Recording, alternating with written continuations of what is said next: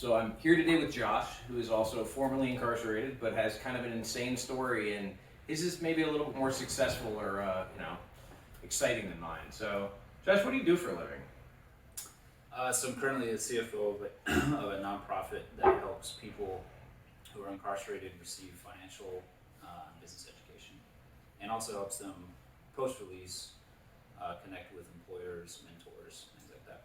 Okay. And you're getting ready to leave to start your own business, right? Yep, transitioning out.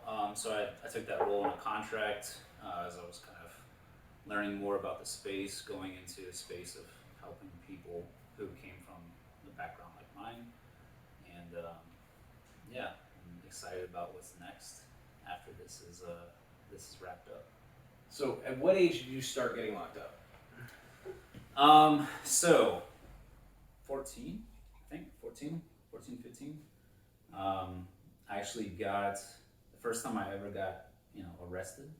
I snuck out one night to hang out with some friends, and I actually went to break into a vehicle for the first time in a parking lot of a Food Lion, and a cop pulled up and stopped us like right before it happened and said, "Hey, what are you guys doing out here?" And basically it was curfew violations because it was so late.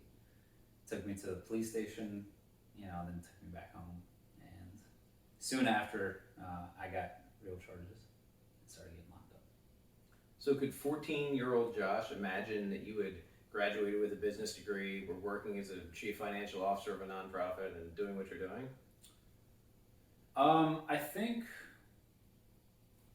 probably not in that specific like structure, but I mean, ever since I was a child, like 6 years old, I remember seeing the connection between money and in my house, like it was money and kind of emotional stability, because when we didn't have money, things got bad. And so I think for me that developed kind of this recognition that like, hey, this is a good thing. And ever since I was a kid, I wanted to be a paper boy. Back when that was a thing, you could make income as a child. And so to answer your question directly, seeing myself in a business position, an executive, whatever the case, absolutely. But I think with the interference of becoming an active criminal and then the consequences of what that brings, that kind of throws a wrench at things. Sure. And then you end up thinking, from that position, like, hey, what does my future look like?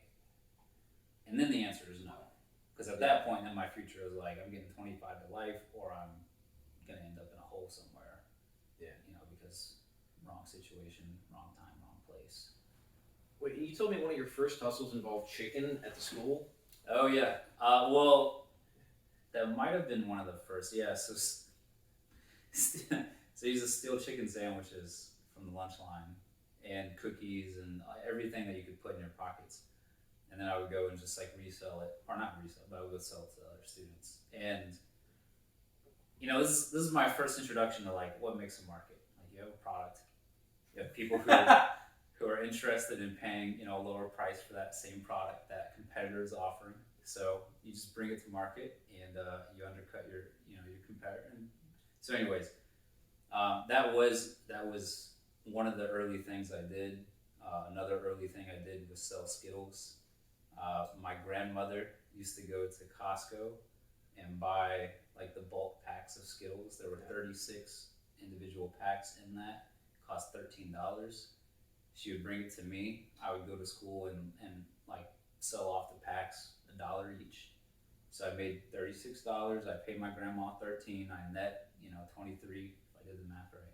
And then I just re-upped, had her go back to Costco, get the goods, and then I'd go back. And I was like, I'd take 5 packs a day, and I'd sell them all out by the end of the day. And it was a good business model for a kid. That's smart. And how long was it Skittles before it became something else? A couple months, probably. Not too long. That was in middle school, and that was probably like 6th grade, 7th grade, and then that's like one of those pivotal times in most people's life. Like things kind of flip in the middle of middle school, and quickly picked up drugs. You know, I was like, hey, look, I can make a lot more than $1 a Yeah. bag for some of this stuff. And obviously that progresses as you know, kind of get deeper into that. So When you talked about what you thought of as like wealth, like you were talking about in middle school, realizing that you were poor because you looked at another kid who could do what at lunch? So, in the lunch lines, they had account, like you could pay for your meal through an account, like at a checkout, basically. And this kid had an automatic renewal, like his parents had set up, you know, whenever the account went to zero, it would automatically replenish. And so he basically could eat whatever he wanted. And I thought this was phenomenal. And I was like, hey man, can I get the account number? And we were cool, so he did. So I had unlimited access. So I didn't have to steal chicken sandwiches anymore. I could just buy them and then go sell them. And so a lot of times what I would do is, it's crazy, chicken sandwiches, pizza, French fries, whatever it was. You know, it's all. But yeah, I would just at that, you know, eventually it got to the point where I would just go to school, wait till lunch, stack up on all that, and then I would leave school, and I just had like my food for the day. So I don't think they ever found out that there was some kid, you know, freeloading off of their lunch. Like you said, to them it's a rounding error. It's like they're not worried about that money. That didn't mean anything to them. Yeah, I mean, the mom or whoever it was probably like, oh, my boy's eating. You know, she's probably happy and thinking good stuff. But little did she know she was feeding the whole village. So. Okay, and then you got locked up. And what was the turning point for you? Because it sounds like you were pretty much on a path. Yeah, so I think turning point is like the interesting thing about, you know, being locked up, and I mean you've experienced this, is like you come in and you have your mentality that you come in with. Mm-hmm. Eventually, like you run around, or you know, you're walking around the halls of your unit, and you know whatever, and it's the same thing every day. And you know, eventually it starts to wear on you, and you know, you start to kind of open up. You know, like, is there something different? You know, and you start to kind of reflect and become like contemplative. And I think for me, like that conditioning of being willing to hear something different was the groundwork that was needed for me to actually explore something other than what I thought was, this is how you do things. Okay. After that, it was a journey. It's, you know, over year and a half, whatever, of time just being open to people's suggestions about life, asking people questions.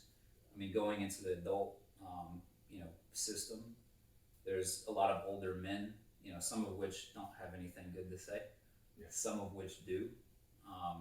And I learned that even if somebody else wasn't able or didn't practice the things they would tell me, they might still have an answer that I need. And I can do the things that maybe they're not, and benefit from that. So I think eventually just becoming open-minded and being curious, and then being willing to apply things that people said. Okay. Because I've advocated a lot for people having access to services and opportunities, and you didn't necessarily have those services or opportunities. Like the last bit of your time was done in the adult jail system, which is just horrible and has nothing. But like you managed to put that into place getting out. So like, what was your life getting out of jail and trying to figure out what you were doing? So the other thing I think about, you probably relate to this, like when you're locked up. I mean, it's like being a dog in a cage. You know, what happens when you let the dog out? Like they run in circles, they run around, they have all this energy. And so I feel like because of that state of open-mindedness before, and like learning how to ask for suggestions, like, hey, what do you think about my decision making, or like how I can do things better, that coupled with, hey, look, I am determined to do something positive with my life, with my energy, you know, with what I can do. And then getting out and saying like, all right, I'm just hitting the ground running, and I'm going to go out there and try to get a job and try to get, you know, the best thing I can do. And I know that for every one no that, you know, the average citizen would get, I'm going to get 10. And that's the reality. That's the dice that's the cards I've dealt. And I have to work with that. So, you know, I did that until finally somebody said yes. gave me a job opportunity, and I just started, building from there. But like most people, I left with a sack of books in my laundry and in my laundry bag, and the other thing was because I had kind of changed, as a person while I was in there, I was able to actually rebuild some relationships with family members. If I didn't have that, I would have had absolutely nothing to go back to. I mean that, and some people don't have that. Absolutely. And we've talked about before about when you're locked up, like it is chaos and it's crazy and it's ugly but there's also kind of a like centeredness to it. Like you have the ability to pray and to meditate and to read and to study and to like better yourself in a way you don't in a busy world. And like, so you feel like you were set in a way that prepared you for the world by like finding that? Man, I really wish the world had that same like calm in the middle of the storm that jail and prison does. I think that people who are locked up have a benefit that a lot of people in society don't from that regard. Sure. In that I can actually, like, I don't have a job I mean, obviously you can work jobs and you can work in the kitchen or whatever, but for most people it's like, look, I have time. And I would say that didn't necessarily condition me for what the real world is like, but more so what conditioned me was doing things in there that I knew I had to do when I was out. Like eventually I decided when I get out, I'm gonna have to follow the rules.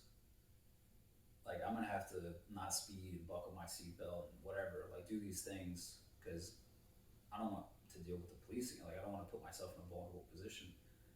So when I was locked up, eventually I made a decision like I'm gonna start, like I stopped gambling, which is like so core to everything. Like everybody gambles. That's like part of the economy. I stopped trading food off my trade. I stopped giving trays away that food I didn't want. I basically started following all these little rules, and people noticed that about me.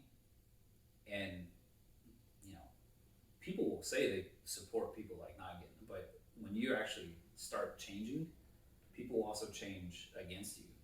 Sure. And I had some people who I was locked up with who, when they saw me doing that stuff, they looked at me different. And I was like, look, you want to look at me different, that's fine, because I'm never going to see you again.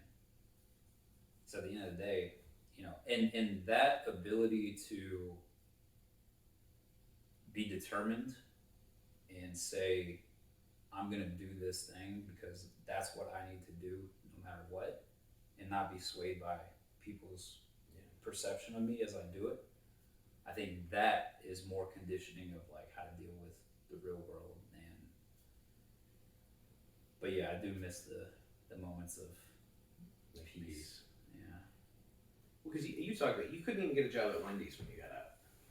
Yeah. So, I mean, this is a common thing for people who are convicted felons, right? And it's changed since I was released, but you check that box on the application, have you been convicted? And it's an automatic disqualifier. And it's wild because I remember friends of mine who I grew up with who like came from similar backgrounds. When they saw me on my path and get locked up for the things that I got, was getting locked up for, my charges and all that stuff, they were like, look, your life is ruined. And you're just going to be working at like a burger joint or fast food for the rest of your life. So it's very disheartening when you do get out, you can't even work at a fast food place. So I had some sketchy jobs. I found a job on Craigslist, and I was like walking around the city selling tasers and perfume. It was tasers, perfume, and RC cars, and I was like, I can only imagine where they're getting this stuff from, because I don't know, they're like stealing from some factory. Like I don't know what. Like this is just weird. And their tactic was like, if I saw you on the street, I would walk up to you and I would hand you the taser. And like, hey man, you like this taser? You like click the button, like see how it is, and then we would never take it back, and be like, oh, it's $20, whatever. And I just feel like those are predatory, because you walk up anybody, doesn't matter who, it could be an old lady, somebody at the gas station, it could be a child, doesn't matter. They were just trying to push this product into people's hands, and I'm like, I quit after the first day. I was like, I can't do this. Like this is not who I am. I got a job at a buffet, like working as a dishwasher. They were paying me under the table. In fact, they didn't want to pay me at all. Because I remember at the end of the first week, I was working 12-hour days every day for a week straight. So on day 4, I'm hitting overtime. I'm over 40 hours. End of the week, they're like, no, your first week's free. Like it's a trial week to see if you fit. And like that's the kind of stuff that you deal with. Yeah. I didn't find out until years later, actually, recently this year. That's a very common thing people experience. It's called wage theft. People who are formerly incarcerated are often in vulnerable positions, and they're victims of wage theft because they don't really have a voice or a position to say like, no, I'm a real employee, because they can't get jobs at real places. So yeah, it's a real thing. You said, so you finally found somebody who was going to take a chance on you, and you got a real job, and you had what we've talked about before, that guys getting out of prison, when somebody finally does give them a chance, they have this great sense of loyalty. So you were at this place for years, and you didn't want to leave. Like you didn't even see yourself leaving.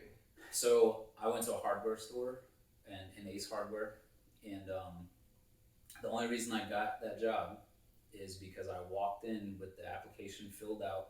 I went to hand it in. They said, oh, the manager, because you always ask for the manager. The manager, I handed her my application. She said, I'm setting up interviews right now. We chit-chatted for a little bit. She liked me. She said, why don't you come in Wednesday, 8 a.m., whatever it was. She hadn't had time to look at what I put. So she didn't see that I've been convicted of a felony.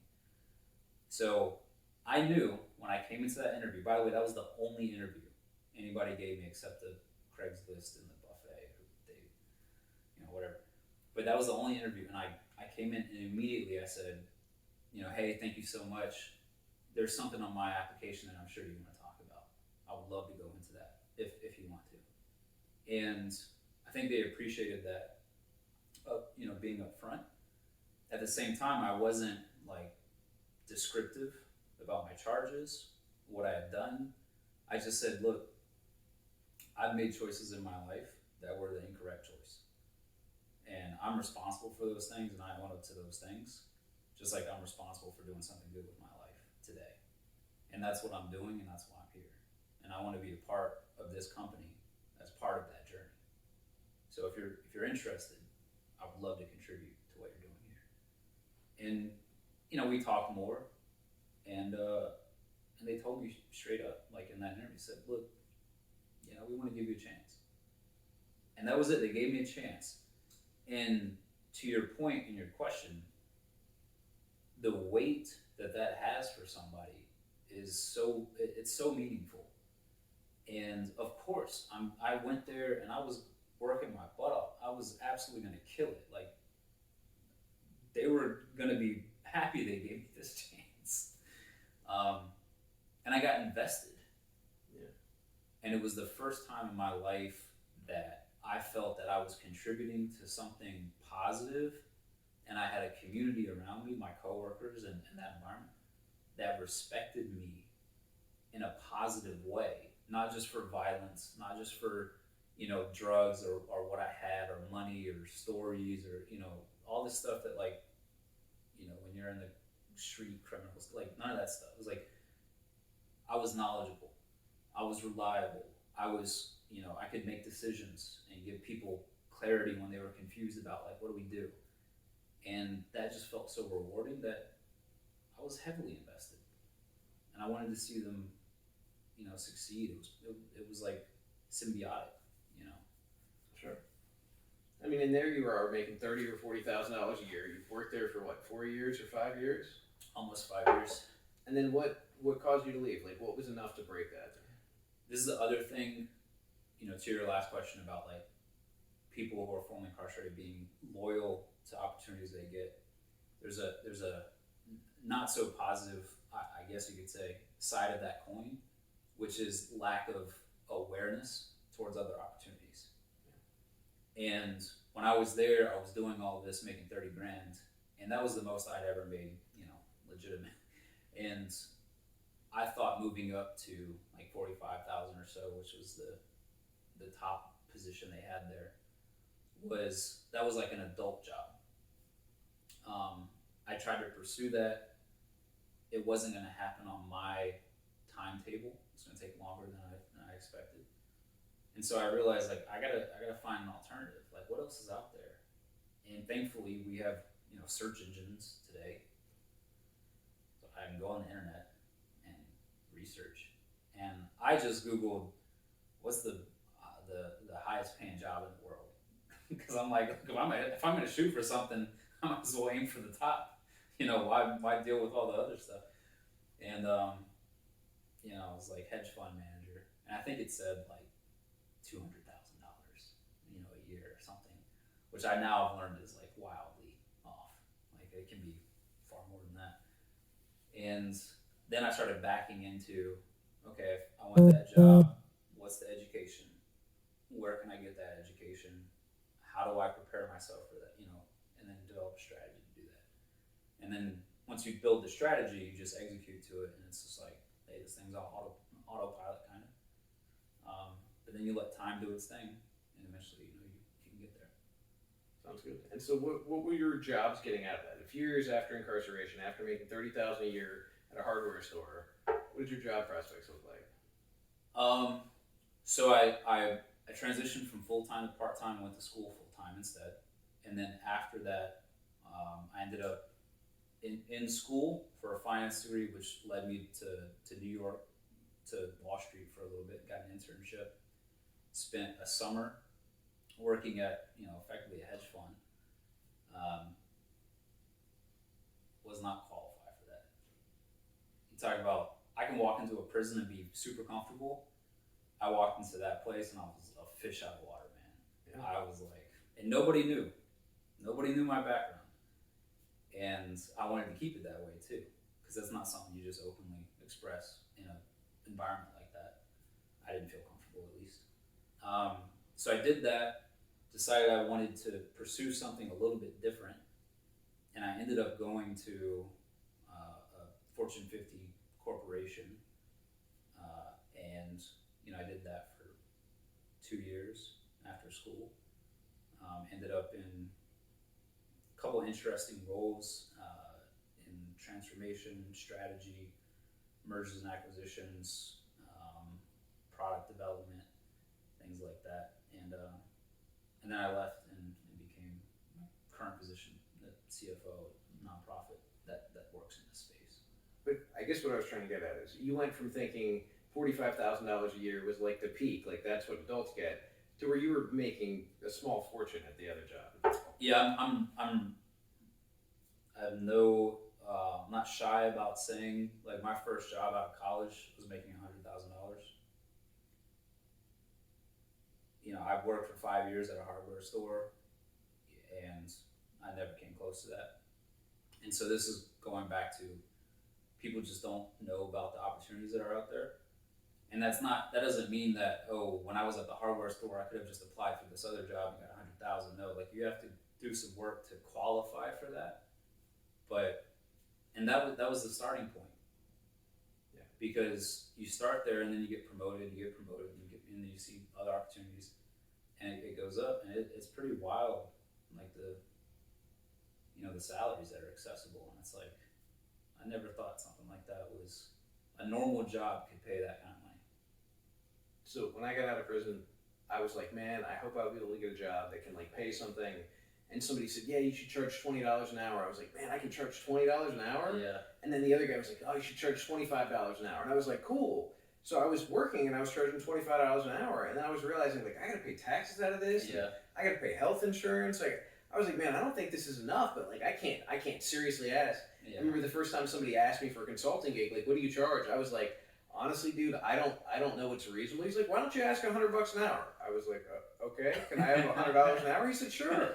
I was like, you're effing kidding me, right? Yeah, you're like, are you sure I'm not stealing from you right now by doing this? Like, and that failure of imagination, like, yeah. I had no idea. I think it's completely insane. And I think Yeah. most people don't. So that's why they get out and they're like, oh, well, I can have a minimum wage job or I can go back to selling drugs, because there's nobody telling them, no, you could do it. And that's why I think your story is so important, because you're highlighting that somebody from that background, somebody Yeah. who came from a really rough situation, who did time, who struggled, who did this, can come out and do that legitimately. Yeah, I think this goes back to, um, this saying, intelligence and capability for people is equally distributed, but opportunity is not. Yeah. And I think that resources or information on, hey, how do you actually chart down a career path where you do have a job fresh out of college making 100 grand. Which, by the way, there's a lot of people who aren't formally incarcerated or don't come from our backgrounds who don't achieve that. Yeah. And one of the differentiators is, well, what do they know about? Have they been mentored or kind of tutored in a way to know about these opportunities to pursue them? And one of the things that I try to do now is just share that with people and say, look, I didn't know how bountiful or like how much opportunity there was out there. I kind of stumbled into it, and now it's like, hey guys, like look at what I found, and I just want to share that with people who come from our situations, who, like you just described, like charging $100 an hour. Like I've charged people more than that for I don't know, good work, but it's like you start to see what people will really pay when they value a service, and and you don't have that kind of like feeling of imposter syndrome or whatever. Yeah, I still like anytime I just was in a negotiation recently, and somebody was asking me, and I had to send them like a price sheet, and I'm like cringing as I'm doing it, like as I'm sending the email, because I can't believe it. Like the idea that my time is actually worth money is still hard for me to believe, because for so long my time was worth 27 cents an hour, because that was like what I was doing in prison, and it's just hard to see the value in ourselves, and it's people that I know. I got a friend with dual master's degrees who's incredibly, and she struggled to see her value and like realize that, hey, I can charge this because people are willing to pay this, and I can still provide a service and a good, and it's a struggle. So I mean, you've helped me with that a lot, because you can talk about giving that away freely. You've introduced me to kind of like a business understanding, a professional understanding that I didn't have. Like I had no idea, and I didn't have a mentor, getting out, that understood anything about getting out of prison, and you didn't talk to anybody about getting out of prison. So in this weird way, like we met at a time where you were able to help me get a different perspective, and you kind of got the benefit of the ex-con happy hour, like just hanging out. Somebody that I can relate to. Yeah. I mean, just friendship. I mean, and that goes back to like the camaraderie that you build with people you're locked up with. Like I had a cellie for 8 months or so. It was like a brother to me. Yeah. Like that's deep. It matters. Like so, forget all the financial stuff, business. Like at the end of the day, we're all humans and we want to connect with people. And if I can connect with somebody in a way that matters to me, and then also help that person in a way that really mattered to me when it happened, I'm like, absolutely. That's That was one of my favorite stories you told me. You were talking about you had a buddy who went back to the hole, so you got yourself locked up. Oh yeah. So that you could smuggle him stuff back in the hole, because you were like, yo, if my bro's back there, I gotta go back there. I had two boys who got escape charges. Okay. That they weren't actually trying to escape, but they were under investigation. They got sent to the hole. The hole is cold. It's not like a luxury suite by any means. And so I was like, I gotta bring my guys like some clothes. One of them was an artist, so I was like, I gotta bring my guy like some pencils and some paper, something, at least so we can draw on the walls, because people, they don't really have paper in there, so not a lot of times. So I stuffed my sheets with all the stuff I wanted to bring them. Soap, I mean, basic hygiene stuff too, because you don't get that, or you get like the jail stuff, prison stuff, which is, you might as well just not even use it. And I stuffed my sheets with all that stuff, and then I just got sent to the hole on purpose. I was in the cafeteria, and our unit got called up to leave, and I just sat there and kind of bucked on leaving. I never said anything. I didn't do anything violent. I didn't disrespect anybody. But they were like, "All right, you're going to the hole." I was like, "All right, bet." So they went into my cell, grabbed my sheets, and I timed it because the sergeant on duty was a particularly unthorough sergeant, and so I know he wouldn't search my stuff. So he brought the stuff down, and yeah, I just distributed, soap, pencils, clothes, whatever. Just put it in the shower. So I go into the shower, put the stuff in the shower, and then they come and they grab it. So That's awesome. I mean, just that sense of camaraderie, and I think that kind of like creativity and that willingness to like break rules is one of the things that's allowed you to succeed. Because you go into like a really formal academic background, and you're like, I don't have to do it that way. I'm going to do whatever I want. Like I'm going to do what makes sense. yeah, this is one of the things everybody knows, that the way you identify like market opportunity is by looking where other people aren't, and by tapping into an untapped market, or a new product or whatever it is. What I found in traditional higher education, I mean, I went to a top 10 business school. I mean, it's a lot of very smart people, and I still stand by that. They're very smart, but a lot of people also are going in the same direction. Yeah. And the reason they've been able to get where they're at is by following the footsteps of, that have been laid out that people have, and they're doing that with their careers too, post, their schooling. And my whole thing was like, I want to look somewhere else.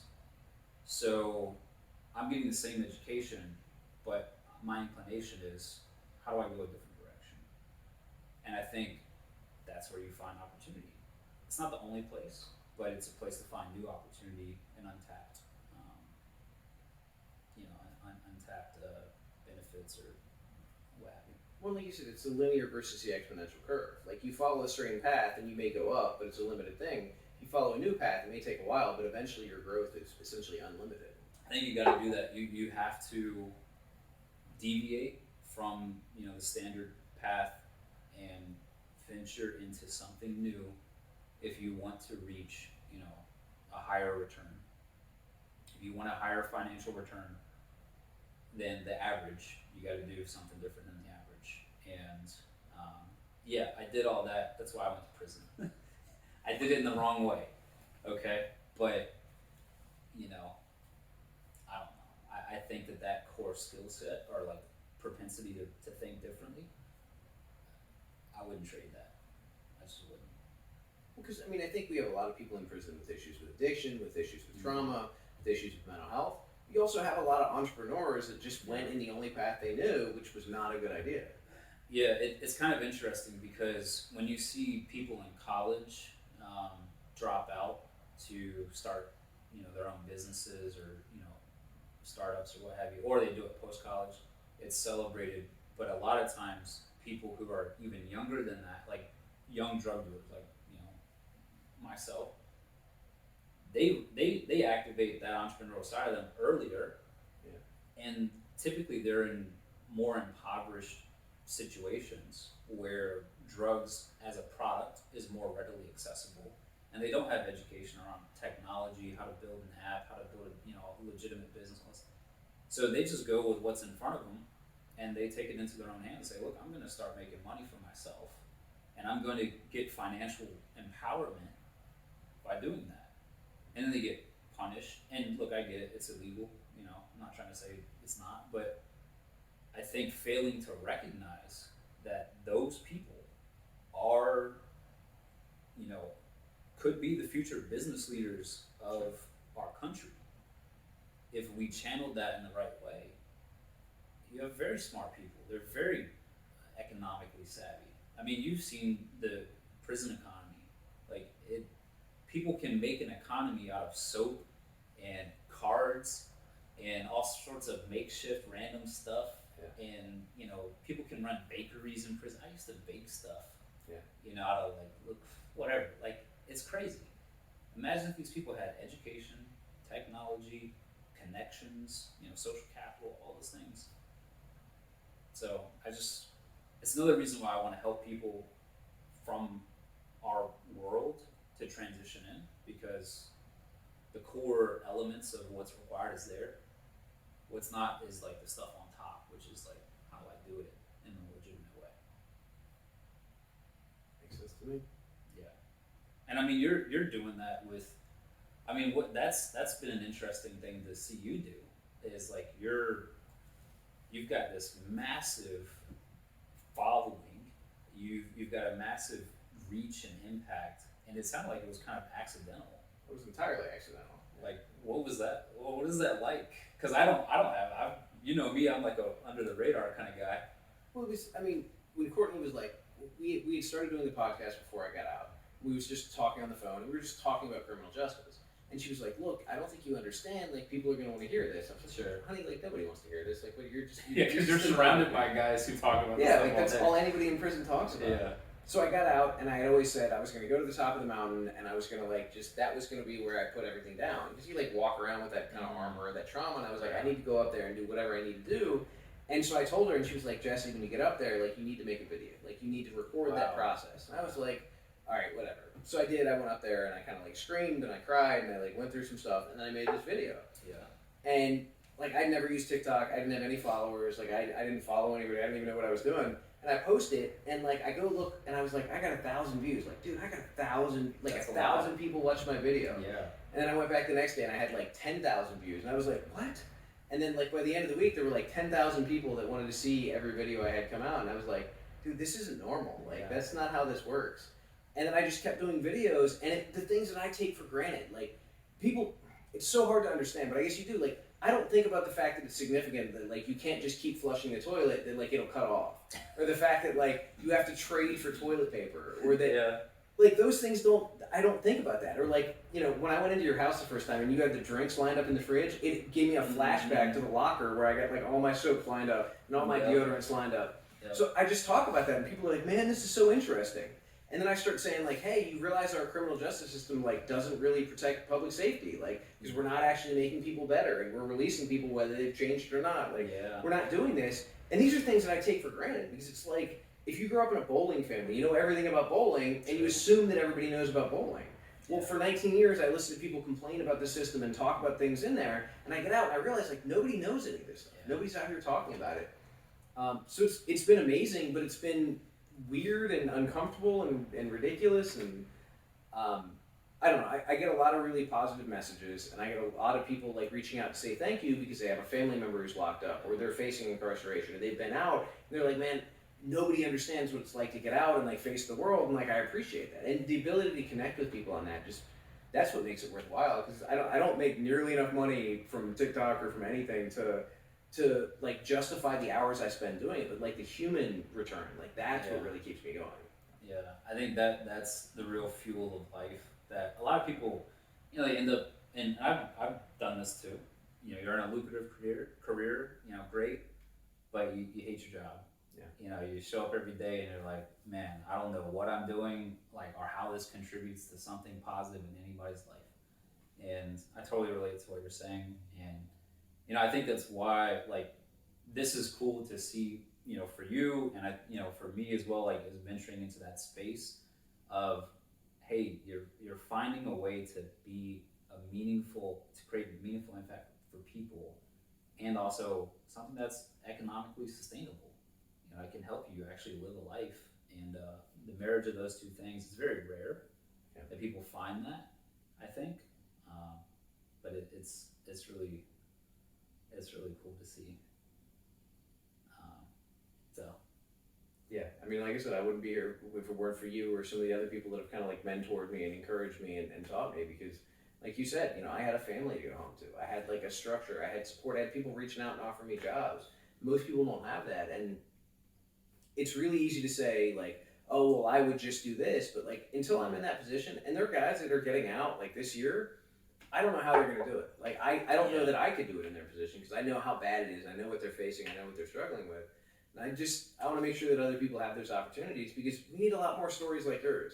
Like, from the going to the hole to smuggle your homeboy some, like, pencils, to, like, being in the boardroom, to being able to, like, you know, go out to a nice steak dinner and not even think twice about it. Like, that is, to me, the goal, because you're still continuing to positively impact people. Like, everything you've done has been about trying to help somebody, even if it was in a misguided way. And like now you're in a position to help other people and help yourself at the time. Like you can support yourself by helping other people, and that's the goal. Yeah, and I think the other thing about, man, there are so many. It's kind of like when you learn about the science of like how life exists and like the odds of like Sure. there's so many conditions that have to be perfect, like climate, food source, water source, all this stuff, just for life to exist. It's very similar, I think, for people returning to society. If they don't have a stable house, don't have transportation, don't have job opportunities, there's not like dysfunctional relationship situations, overbearing kind of parole, probation situation, all these things, and then their own mental kind of mindset on things. If all those things aren't lined up, I mean, people typically recidivate. They go back. Case in point, if you don't have a job, like the chances that you end up doing something illegal to make ends meet is very high.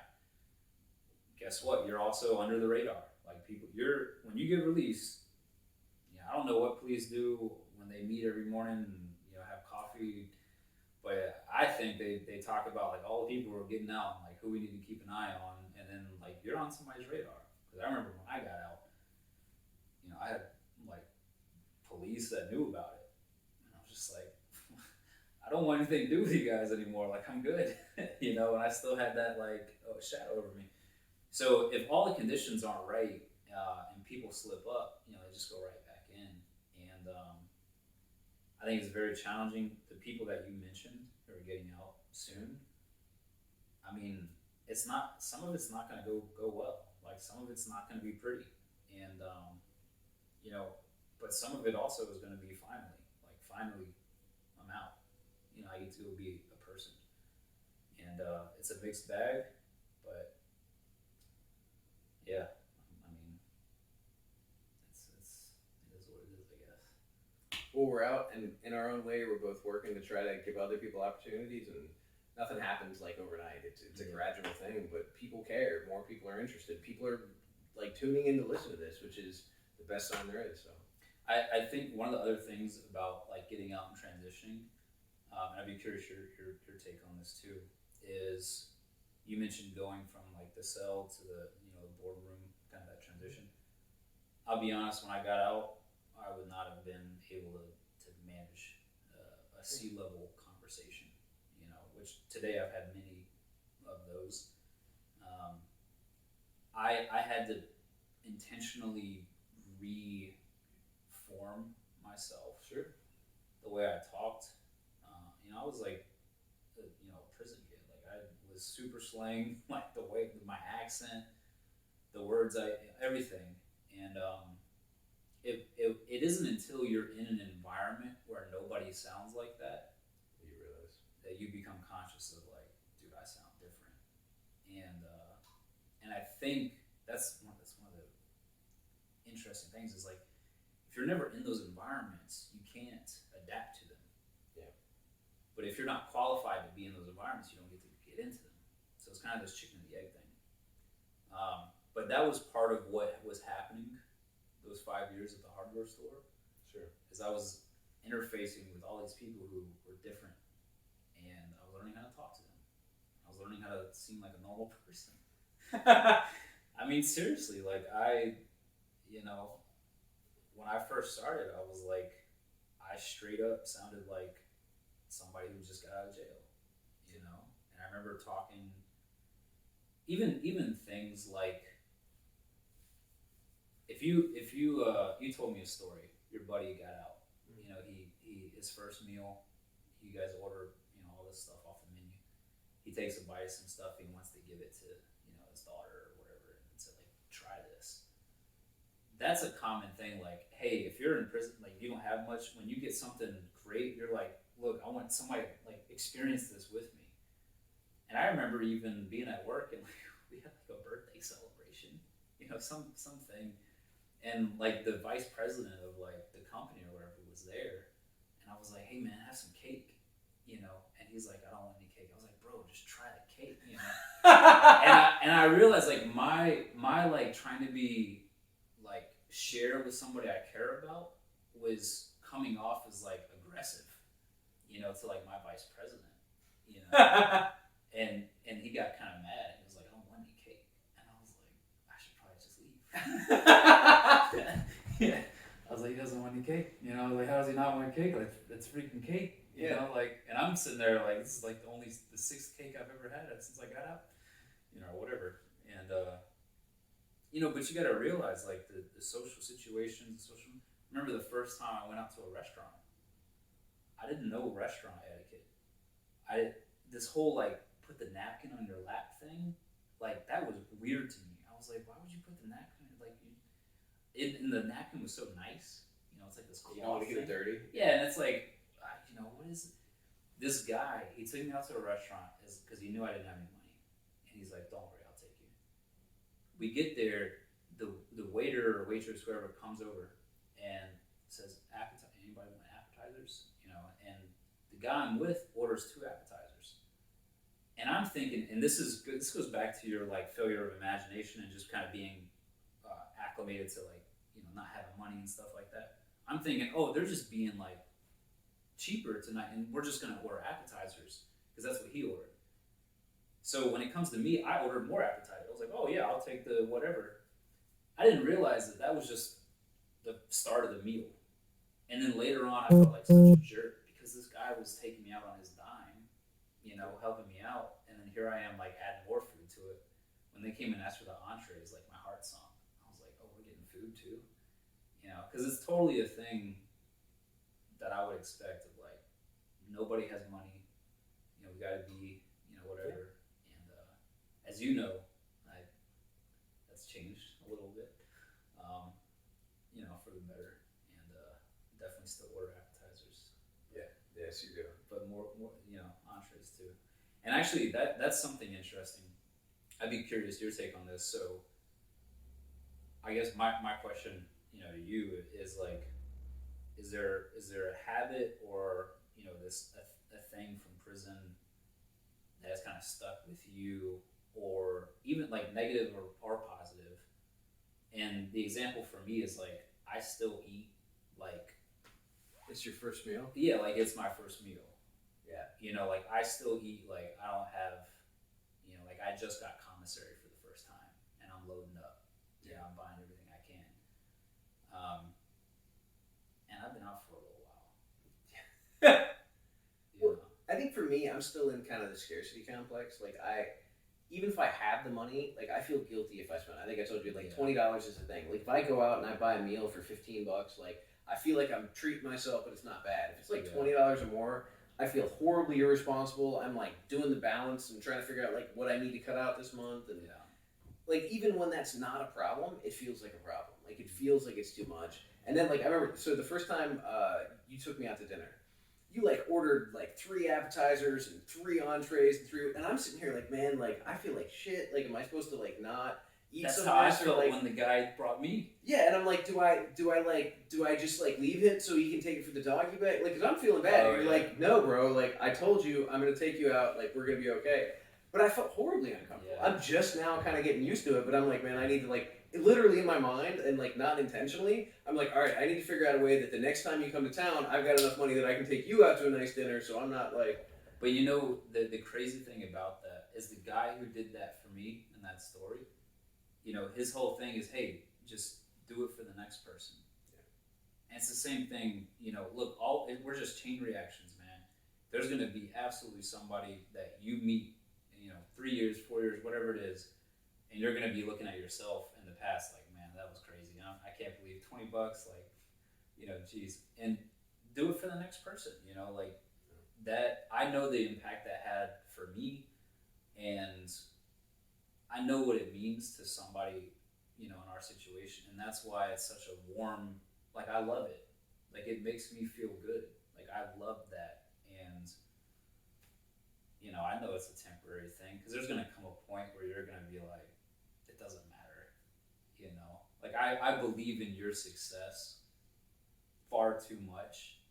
Like, I know, like, maybe one day I will call you up and be like, hey, man, there's this $1,000 restaurant I want to go to, because they exist. You know, I know you got it. Take me out. No, I'm just kidding. But, you know, it's a meaningful thing. And enjoy whatever. Well, I appreciate it. I had the best dinner I've had in a long time tonight, thanks to you. So. Yeah. Well, likewise, because I've been on a diet. Yeah, that's one thing you never think about when you're in prison. Like, no, that's not true. I think I went on diets, like, because I would get like we could get the holiday packages, Okay. and so people could send us that, and like, so I had my little $54 paycheck, but then I could usually get somebody to send me a holiday package. Okay. So I'd get like all this food at one time, and I would gain like 10 or 15 pounds. So whether I had a six pack or not depended on where we were in the cycle of the holiday packages. Okay. Because like a month after the holiday package, I was back on it. I was good. But like in the middle of that, oh man, it got rough. I mean, being locked up is how I lost weight. Like that's, I don't know if you said this. A lot of people say this, but like nobody goes in and comes out the same. Like you either lose weight or gain weight, and some dudes just like get swole. I mean, 'cause all they do is work out. But I lost weight and I was like, this is amazing. This is great. I started doing workout routines. I had like the whole unit, not the whole unit, but like a lot of guys, follow my routine, which is a cool thing. Like, Absolutely. it's like, man, I'm like running a little like, training camp here, and we're like putting books in the laundry bags, and I filled up my tote with water one time. It's the most janky dumbbell exercise ever, but like had my whole tote just filled up with water, and we're lifting it. We used to tie sheets around the boats, like the banana boat, and we'd lift those. All sorts of stuff, man. And those are fun times. I'm glad I don't have to do that anymore. Yeah, I was gonna say we got some weights out in the garage if you want. Real weights. Yeah, we can do that. Yeah, we weren't allowed to do any of that stuff, unfortunately. Not where I was. I remember. And the juvenile place, we said they didn't have any weights, so but those were fun times. So Well, I think we've adjusted enough, but thank you, Josh. yeah.